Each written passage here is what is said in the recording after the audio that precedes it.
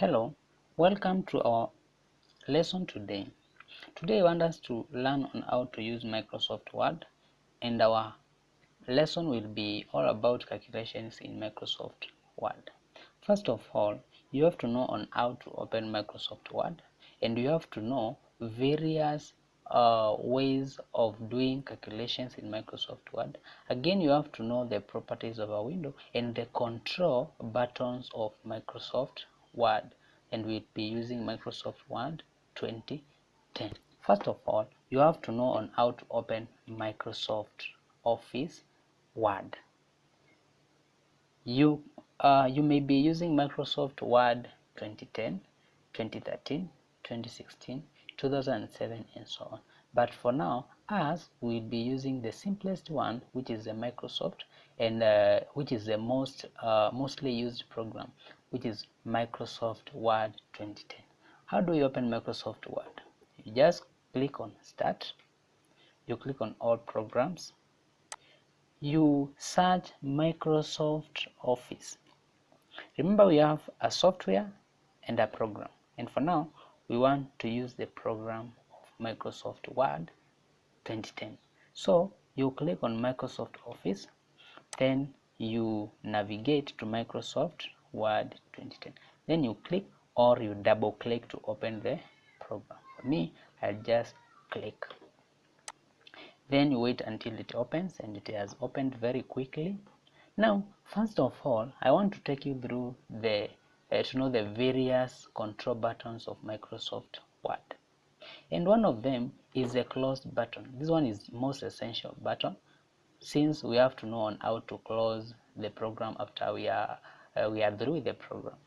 So the close button enables you to close the program that you are using after you are through with your work. So if you click, it will close the program that you are using. The next to it is the restore button, and the restore button, it acts in two ways. If you restore, the button changes to maximize button. If you click, it will change to maximize button, and if you click on maximize button again, it will change to the restore button, and vice versa. The next to it is the minimize button, and the minimize button will run the program in the background. Where is the background? It runs in the taskbar. We'll be talking about taskbar later on. So if you click on minimize button, it will run in the taskbar, what we call the background. It will run in the background, and you can click it again. Remember, it is running. We have not closed it. We have just minimized using the minimize button, so it will run in the background. Those are the control buttons of Microsoft Word. Again, instead of clicking close button, you can also use your keyboard. You use your Alt key plus the F4. If you hold down Alt key then F4, which is functional key 4, it will close the program that you are using, and so on. Remember, that's only for Microsoft Word. It works in Microsoft Office programs only. After that, now we have the properties of our window. The first one becomes the application title, which is the title bar. It shows the program that is running currently, and for now, as we have Microsoft Word, which is the program which is running. After that, underneath the title bar, we have the menu bar. This is the menu bar, and under the menu bar, we have the toolbar. Under the toolbar, we have the rulers. We have the vertical ruler and the horizontal ruler. Then after that, we have the working area. The working area is your user interface, where you can interact with your computer. Then we have the scroll bars. The scroll bars, you can scroll up, scroll down, then there are two. We have the scroll bar, which is vertical, then the other one is horizontal. Of course, for now we don't have the horizontal, but if we can zoom our program in here, you can see the scroll bar, which is the horizontal scroll bar, and so on and so on. Now I want to talk a bit about those properties which I've just mentioned them. Here we have the menu bar. The menu bar has so menus. Remember, it's menu bar. Menu bar contains commands in form of menus, in form of text, whereby if you click that menu, it responds and commands a computer to do something. We have the home, we have insert, page layout, and so on. There are so many, and each tab has its own tools. Remember, the tools now makes up the toolbar, and the toolbar is a standard toolbar whereby it contains commands in form of icons. These are just pictorials, but if you click on that picture or that image, it will respond and tell a computer to do something. Okay, now again in the insert button, that is menu, you will see that we have some other different icons whereby if you click, they will respond to you to show that there is some communication. Then it will tell a computer to do something. Then again we have the page layout, references, mailing. We have the review, view, acrobat, and so on. But the main one is home. Again we have file. File is the main menu whereby you can save, you can open, you can close, you can open the recent, you can create new document, you can print, you can save and send, and so on. Then back again in home. In home is like home, whereby if you open each program or any program, it will open in home. This is the default position of that menu. If you open that program, it will open and it will be at home. Then home, we have said that it has a toolbar, whereby this toolbar has various icons whereby we can use to manipulate that is our document or anything that we are doing in the computer. Then that's what we call the standard toolbar. It is just underneath the menu bar, and it works together with the menu, because if you click home, it has its own tools and so on. Then under that, we've said that we have the ruler. We have the vertical and horizontal. This is a horizontal, this is a vertical. And the importance of rulers, it will show the measurement of your the working area that you're using, the size of that, the printable area of that document or whatever you are doing on that program. Like for now, again, it can be used to adjust the margins of our document that we are typing or whatever we are doing on the computer. If you adjust this one, you use this icon. If you adjust, it will just change the margin, the left margin on your document. Again, this one will adjust the right margin, and this one will adjust the top, come on, the top margin, and this one will adjust what, the bottom margin, and so on. So rulers are very much important in our program.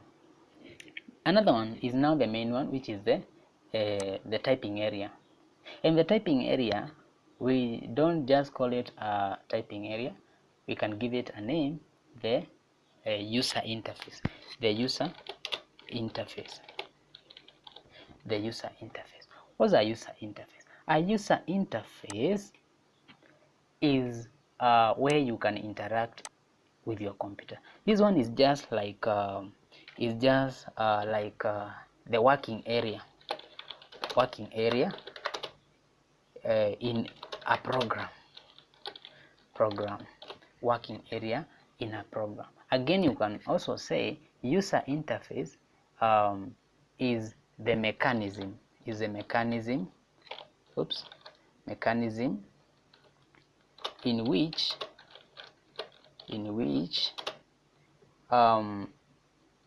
user can communicate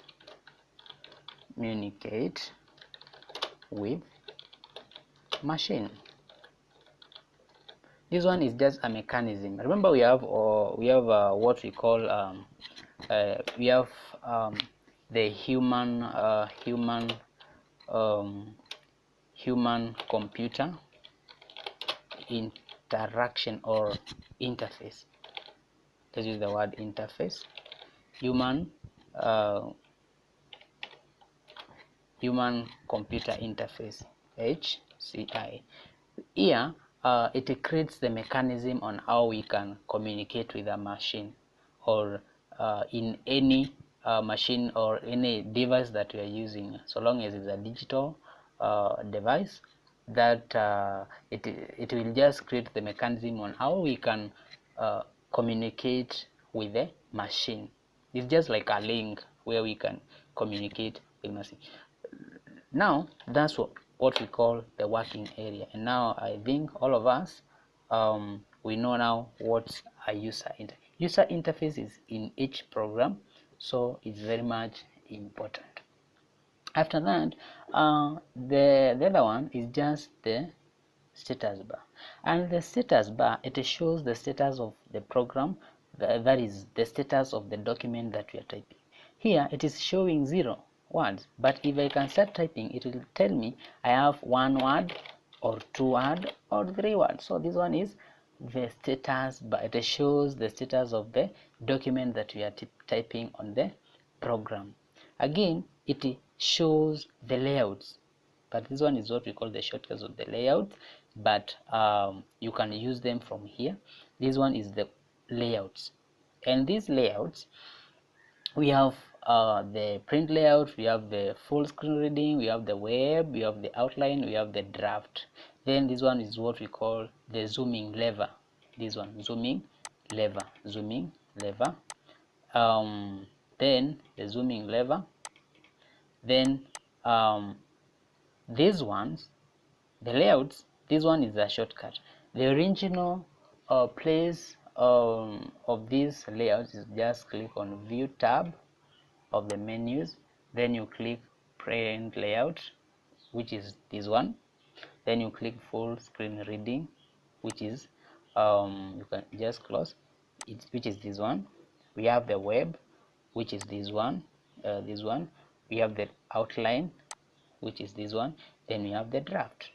So the normal layout of the document should be the print layout. This is a normal view of this document of this program. Now those are the properties of a window. And the last one, the last but not the least, we have the taskbar. The taskbar plays a big role in each program that we are using. For instance, if we minimize this program, it will run in the background. If it will run in the background, we'll notice that it will just stick itself on the taskbar. So the taskbar makes us multitask with the computer. Remember, there is a window multitasking. Window multitasking. Window multitasking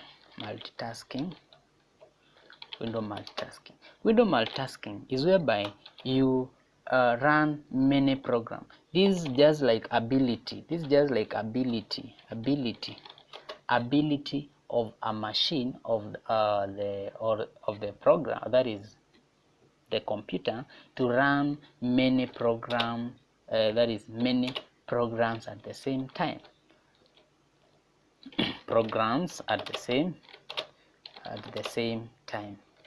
Same time. I can zoom it a bit. for you to see same time. So the taskbar enables us to multitask, to run many programs at the same time.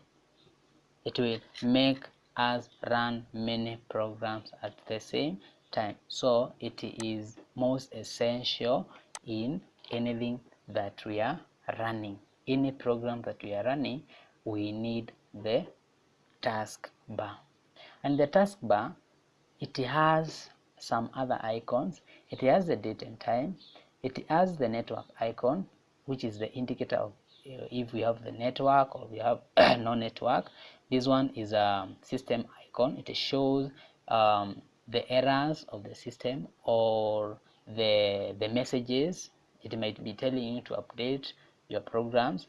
Then we have the speakers. Then we have this icon, which shows some other hidden icons. Then we have the running program. These are the running program, this one and this one, and these are the pinned programs. How do you pin a program? You just right click, then you pin or you unpin the program, and so on.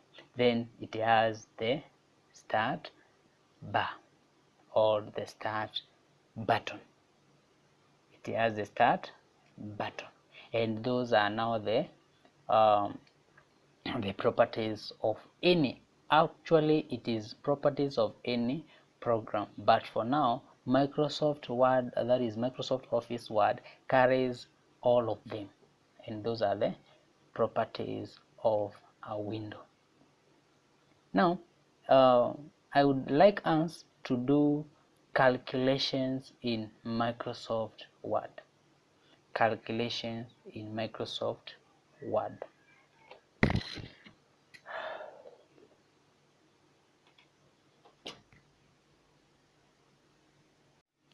And for you to do calculations, you have to create a table in your that is in your document. How do we create a table in Microsoft Office Word? We just insert. And how do we insert? We'll just click on insert table, then you click insert table. I repeat again, you click on insert tab table, then you click insert table. Then you ask yourself, the table that you are inserting, how many rows and columns do it have? How many rows and columns do it have? For us, I want just to create a very simple one of just three rows and just a few columns. I want us to just create a table with just few rows, with 5 rows,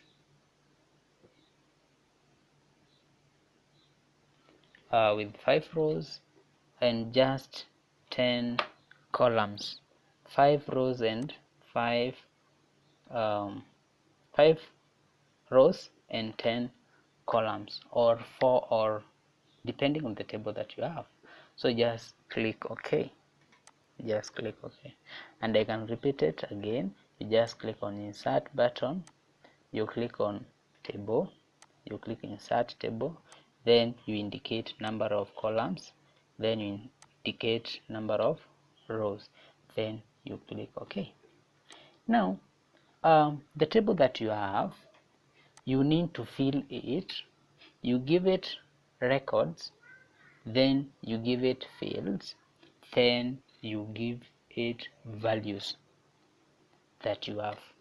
For now, I will just fill the table, then I will come with the table, with the whole table in just a few seconds.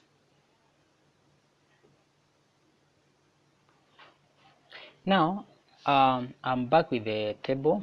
I've filled the table now, and for the sake of seeing the whole content, we just adjust the the orientation of our page. How do we adjust?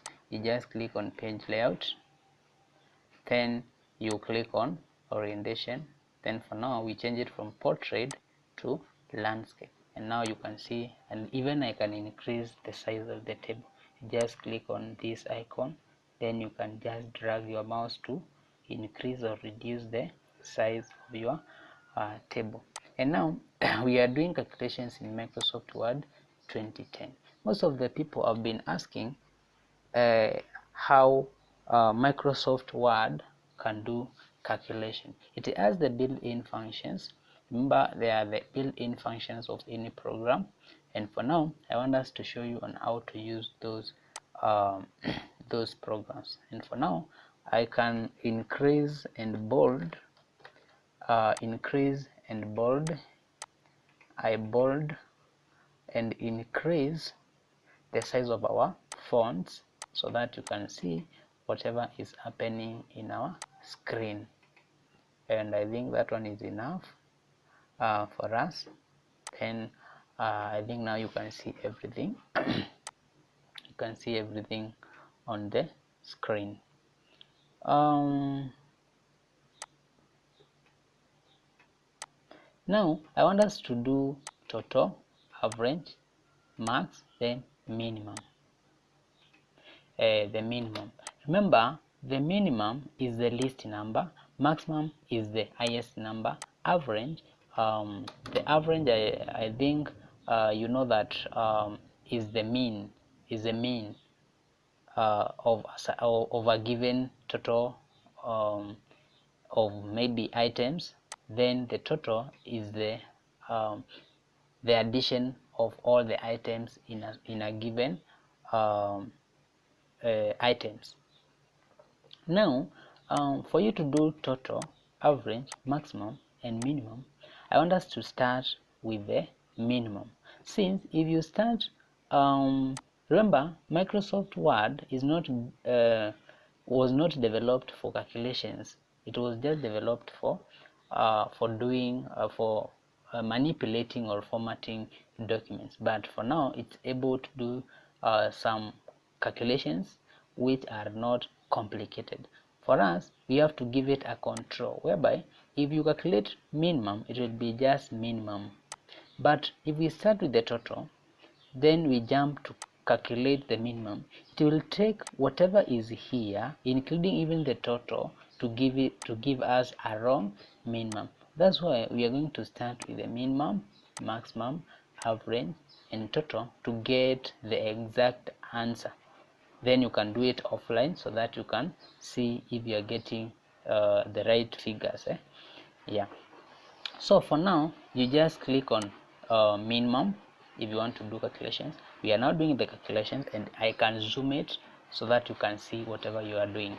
You can click on min, then if you click on the cell, this is what we call a cell, this is just a cell, then you click on layout, then you click on formulas. Remember, we have said that it has built-in functions. You click on formulas, then you delete whatever is here. The formula that is here, you just delete, that is, you delete, then you use equal sign. You can delete, then you remain with the equal sign. Then you click on paste function. Click on this drop down icon. This one we call it a drop down icon. You just click, then we are now calculating minimum, so you just find the mean, and you have it here. Then remember, we are calculating mean, then it's mean from this left hand side to the right hand side. Whatever it's here, it will be included, then it will just give us the minimum number in this given figure. So just I repeat again, you write equal sign, you click on this drop down icon called paste function, then you click paste function, then you click mean. Then if you click mean, this one you have to indicate where to, so you just click right, left, if you write left, now that's now for the program. It is just like, oh, we are calculating from left to right. Okay, then you click OK, then it will give you the answer. And if you can see in this row, 200, that is 200 is the minimum number in this row, so you are getting the right answer. Then you continue to the maximum.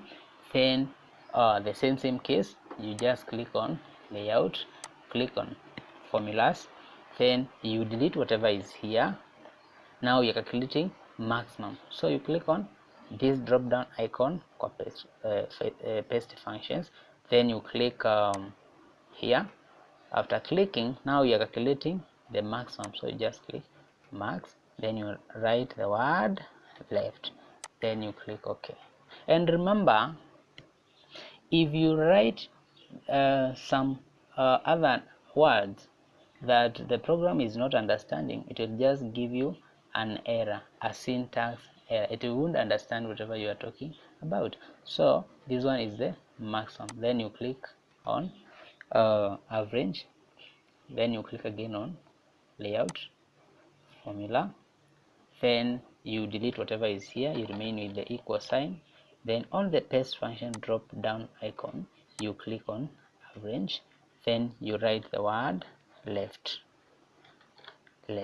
So you have said left is because we are calculating from left to right hand side. Any figure which is there will be included in our calculation. Then you click OK.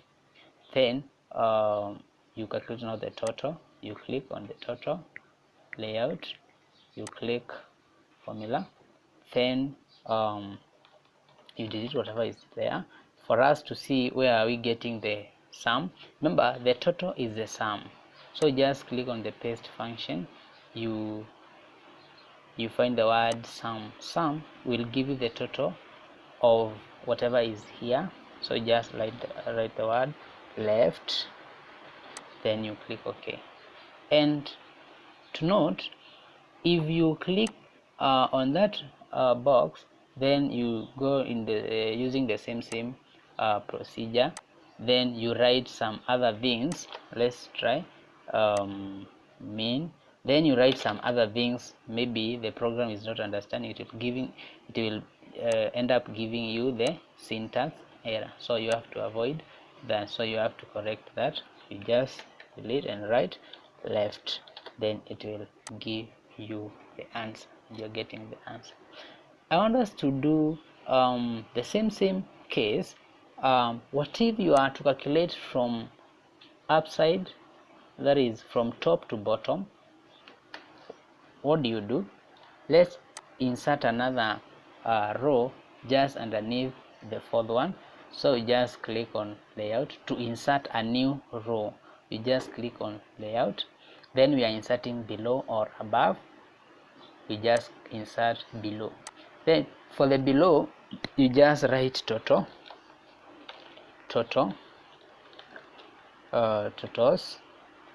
then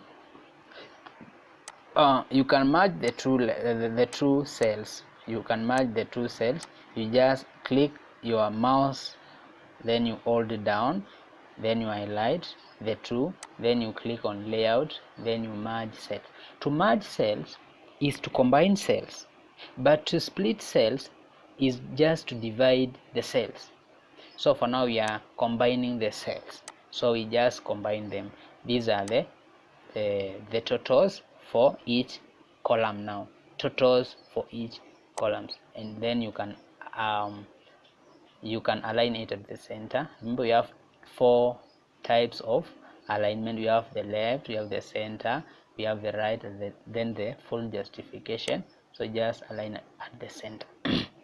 And for now we are calculating from top to bottom. These are the totals from top to bottom.